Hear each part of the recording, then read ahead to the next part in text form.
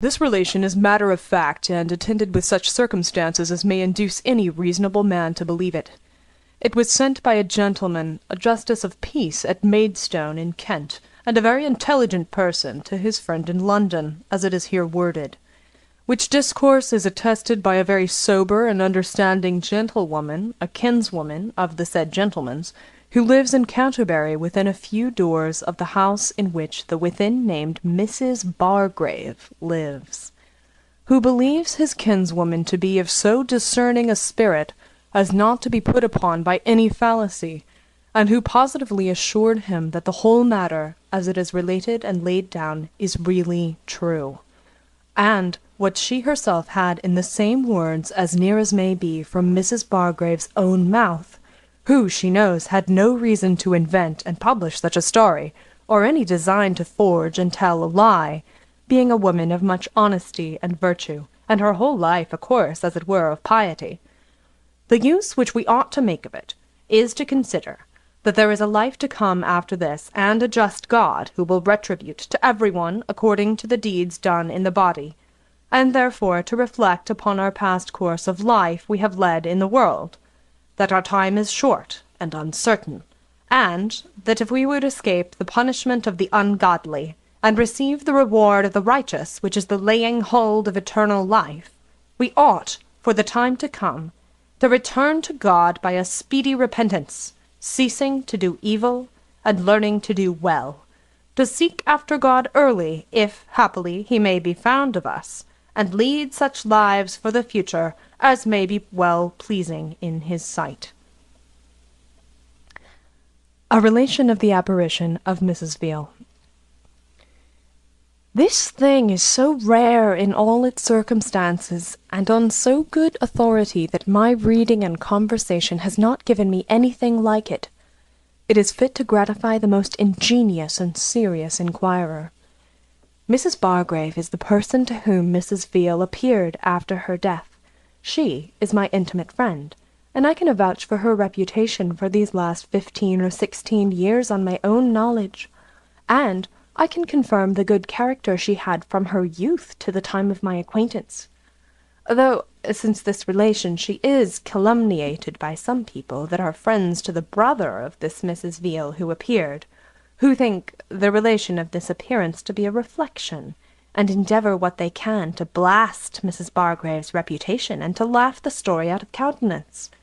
But, by the circumstances thereof, and the cheerful disposition of Mrs. Bargrave, notwithstanding the ill usage of a very wicked husband, there is not yet the least sign of dejection in her face, nor did I ever hear her let fall a desponding or murmuring expression, nay, not when actually under her husband's barbarity, which I have been witness to, and several other persons of undoubted reputation.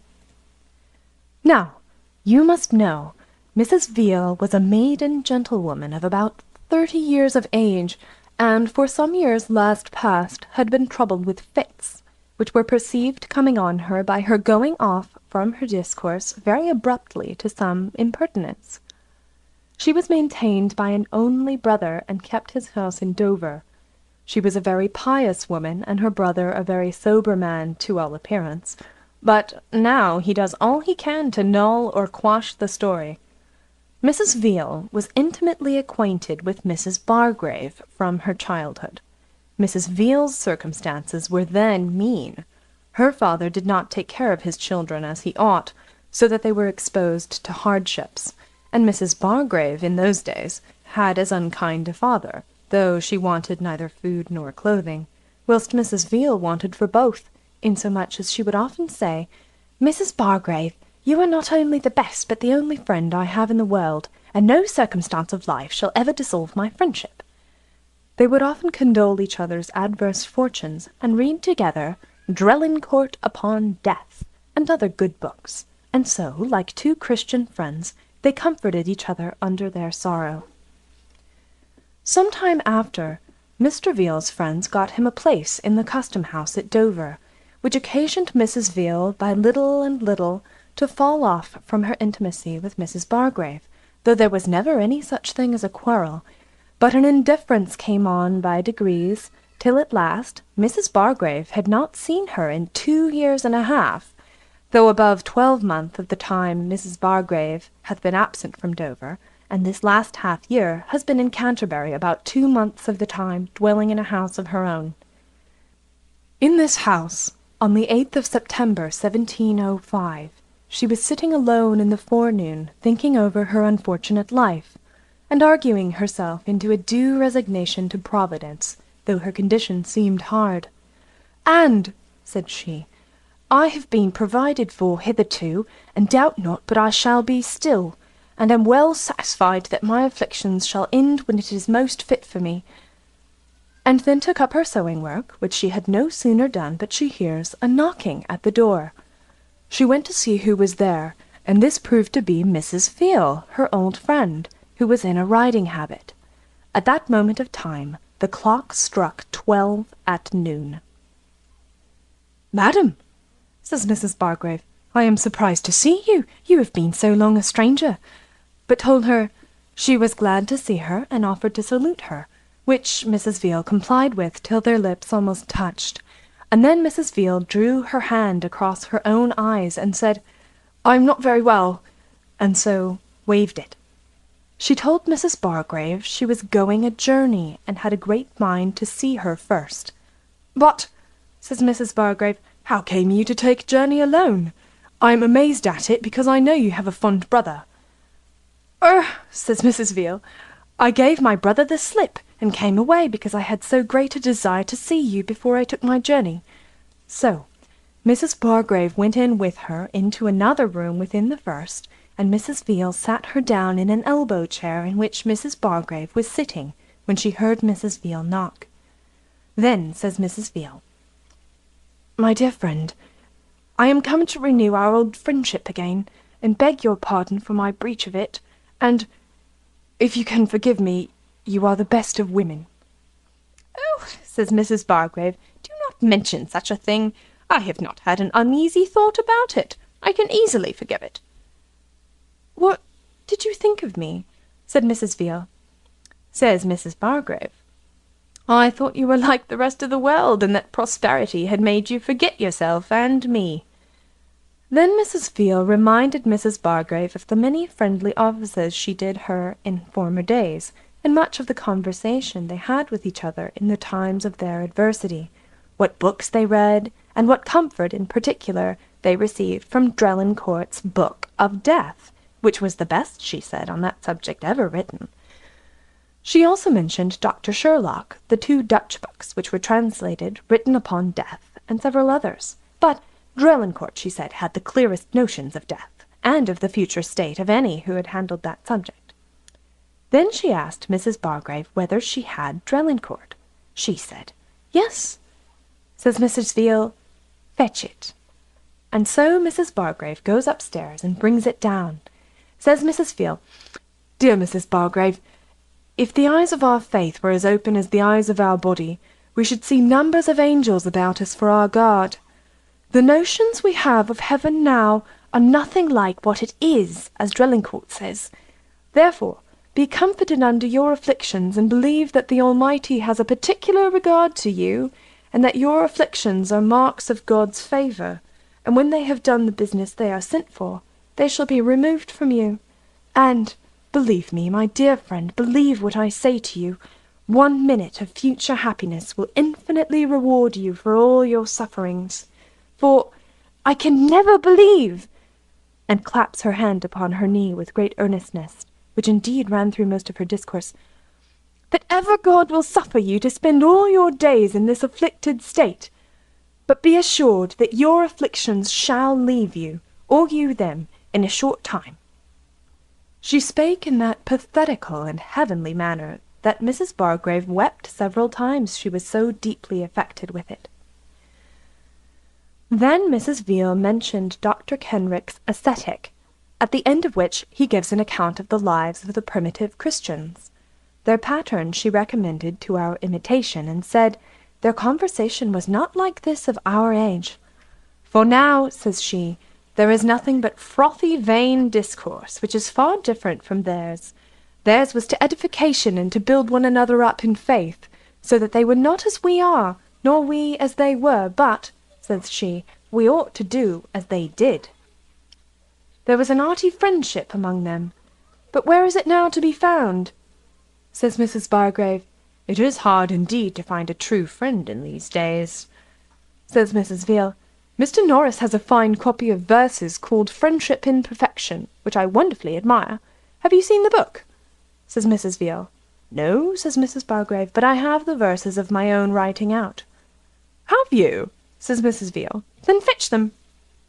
Which she did from above stairs, and offered them to Mrs. Veal to read, who refused, and waved the thing, saying, holding down her head would make it ache, and then desired Mrs. Bargrave to read them to her, which she did.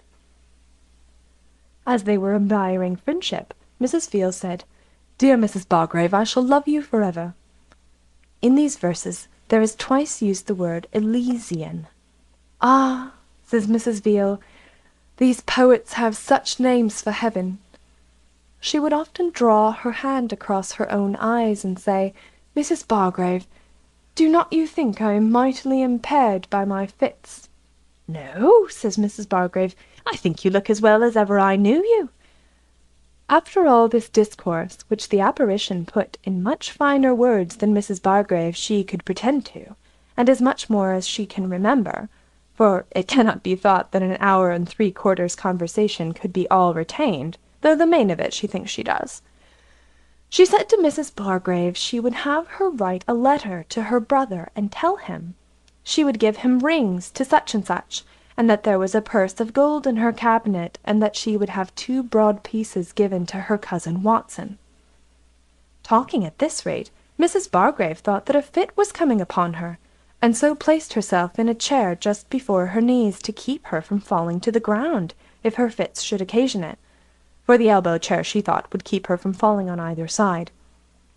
And, to divert Mrs. Veal, as she thought, took hold of her gown sleeve several times and commended it. Mrs. Veal told her it was a scoured silk, and newly made up. But for all this, Mrs. Veal persisted in her request and told Mrs. Bargrave she must not deny her, and she would have her tell her brother all their conversation when she had opportunity. Dear Mrs. Veal, says Mrs. Bargrave, this seems so impertinent that I cannot tell how to comply with it, and what a mortifying story will our conversation be to a young gentleman. Why, says Mrs. Bargrave, it is much better, methinks, to do it yourself. No, says Mrs. Veal, though it seems impertinent to you now, you will see more reason for it hereafter. Mrs. Bargrave then, to satisfy her importunity, was going to fetch a pen and ink, but Mrs. Veal said, Let it alone now, but do it when I am gone. But you must be sure to do it, which was one of the last things she enjoined her at parting, and so she promised her. Then Mrs. Veal asked for Mrs. Bargrave's daughter. She said she was not at home. But if you've a mind to see her, says Mrs. Bargrave, I'll send for her. Do, says Mrs. Veal, on which she left her and went to a neighbour's to see for her, and by the time Mrs. Bargrave was returning, Mrs. Veal was got without the door in the street in the face of the beast market on a Saturday, which is market day, and stood ready to part as soon as Mrs. Bargrave came to her. She asked her why she was in such haste. She said she must be going, though perhaps she might not go her journey till Monday, and told Mrs. Bargrave she hoped she should see her again at her cousin Watson's before she went whither she was going. Then she said she would take her leave of her, and walked from Mrs. Bargrave in her view till a turning interrupted the sight of her, which was 3/4 after 1 in the afternoon. Mrs. Veal died the 7th of September at 12 o'clock at noon of her fits, and had not above 4 hours' senses before her death, in which time she received the sacrament. The next day after Mrs. Veal's appearing, being Sunday, Mrs. Bargrave was mightily indisposed with a cold and a sore throat, that she could not go out that day, but on Monday morning she sent a person to Captain Watson's to know if Mrs. Veal was there. They wondered at Mrs. Bargrave's inquiry, and sent her word that she was not there, nor was expected. At this answer, Mrs. Bargrave told the maid she had certainly mistook the name, or made some blunder. And though she was ill, she put on her hood and went herself to Captain Watson's, though she knew none of the family, to see if Mrs. Veal was there or not. They said they wondered at her asking, for that she had not been in town. They were sure if she had, she would have been there. Says Mrs. Bargrave, I am sure she was with me on Saturday almost 2 hours. They said it was impossible, for they must have seen her if she had. In comes Captain Watson, while they were in dispute, and said that Mrs. Veal was certainly dead, and her escutcheons were making. This strangely surprised Mrs. Bargrave, when she sent to the person immediately who had the care of them, and found it true. Then she related the whole story to Captain Watson's family, and what gown she had on, and how striped, and that Mrs. Veal had told her it was scoured. Then Mrs. Watson cried out, You have seen her indeed, for none knew but Mrs. Veal and myself that the gown was scoured. And Mrs. Watson owned that she described the gown exactly, for, she said, I helped her make it up. This Mrs. Watson blazed all about the town, and avouched the demonstration of the truth of Mrs. Bargrave's seeing Mrs. Veal's apparition. And Captain Watson carried 2 gentlemen immediately to Mrs. Bargrave's house, to hear the relation of her own mouth. And when it spread so fast that gentlemen and persons of quality, the judicious and sceptical part of the world, flocked in upon her, it at last became such a task that she was forced to go out of the way, for they were in general extremely satisfied with the truth of the thing, and plainly saw that Mrs. Bargrave was no hypochondriac, for she always appears with such a cheerful air and pleasing mien that she has gained the favour and esteem of all the gentry, and it is thought a great favour if they can but get the relation from her own mouth. I should have told you before that Mrs. Veal told Mrs. Bargrave that her sister and brother-in-law were just come down from London to see her. Says Mrs. Bargrave, How came you to order matters so strangely? It could not be helped, says Mrs. Veal. And her brother and sister did come to see her, and entered the town of Dover just as Mrs. Veal was expiring. Mrs. Bargrave asked her whether she would drink some tea. Says Mrs. Veal, I do not care if I do, but I'll warrant you this mad fellow, meaning Mrs. Bargrave's husband, has broke all your trinkets. But, says Mrs. Bargrave, I'll get something to drink in for all that. But Mrs. Veal waved it, and said, It is no matter, let it alone. And so it passed. All the time I sat with Mrs. Bargrave, which was some hours, she recollected fresh sayings of Mrs. Veal.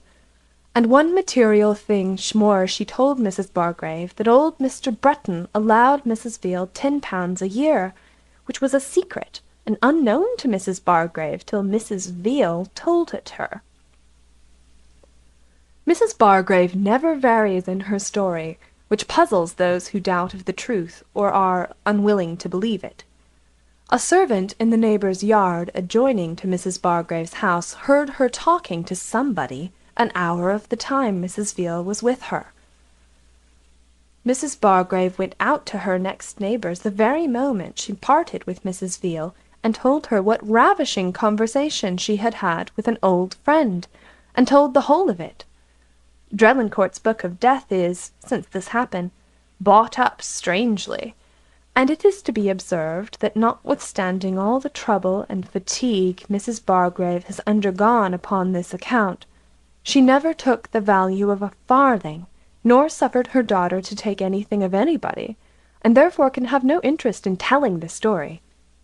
But Mr. Veal does what he can to stifle the matter, and said he would see Mrs. Bargrave, but yet it is certain matter of fact that he had been at Captain Watson's since the death of his sister, and yet never went near Mrs. Bargrave, and some of his friends report her to be a liar, and that she knew of Mr. Breton's £10 a year. But the person who pretends to say so has the reputation of a notorious liar, being among persons whom I know to be of undoubted credit.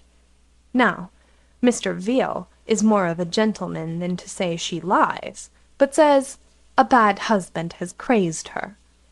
But she needs only present herself, and it will effectually confute that pretence. Mr. Veal says he asked his sister on her deathbed whether she had a mind to dispose of anything, and she said no.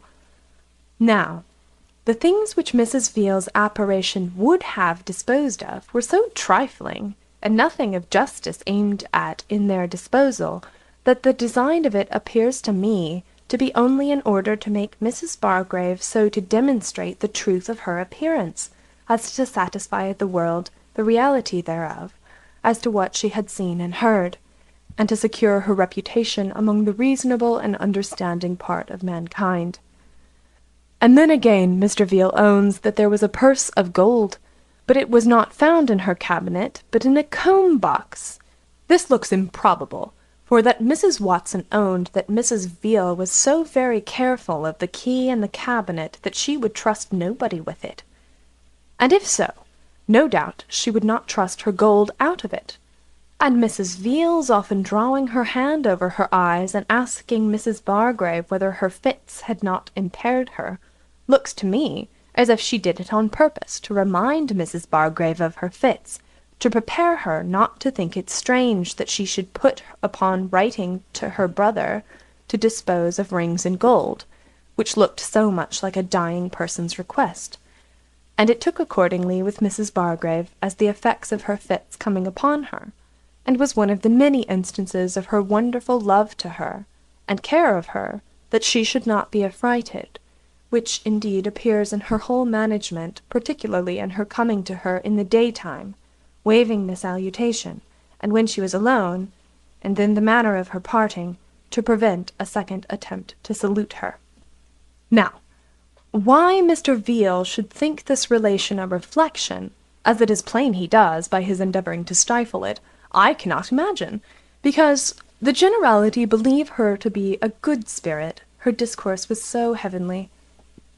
Her two great errands were to comfort Mrs. Bargrave in her affliction, and to ask her forgiveness for the breach of friendship, and with a pious discourse to encourage her.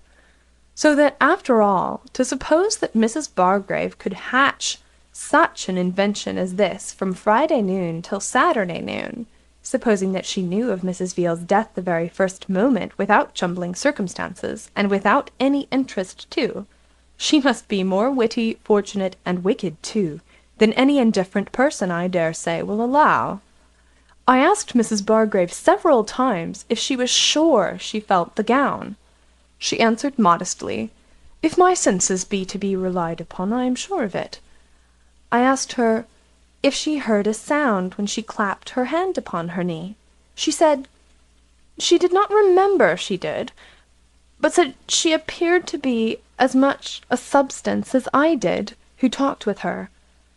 "And I may," said she, "be as soon persuaded that your apparition is talking to me now, as that I did not really see her, for I was under no manner of fear, and received her as a friend, and parted with her as such. I would not," says she, "give 1 farthing to make any one believe it. I have no interest in it. Nothing but trouble is entailed upon me for a long time, for aught I know, and had it not come to light by accident, it would never have been made public. But now," she says, "she will make her own private use of it, and keep herself out of the way as much as she can, and so she has done since. She says she had a gentleman who came 30 miles to hear the relation, and that she had told it to a room full of people at a time. Several particular gentlemen have had the story from Mrs. Bargrave's own mouth. This thing has very much affected me, and I am as well satisfied as I am of the best grounded matter of fact. And why we should dispute matter of fact, because we cannot solve things of which we can have no certain or demonstrative notions, seems strange to me. Mrs. Bargrave's authority and sincerity alone would have been undoubted in any other case. End of A Relation of the Apparition of Mrs. Veal by Daniel Defoe.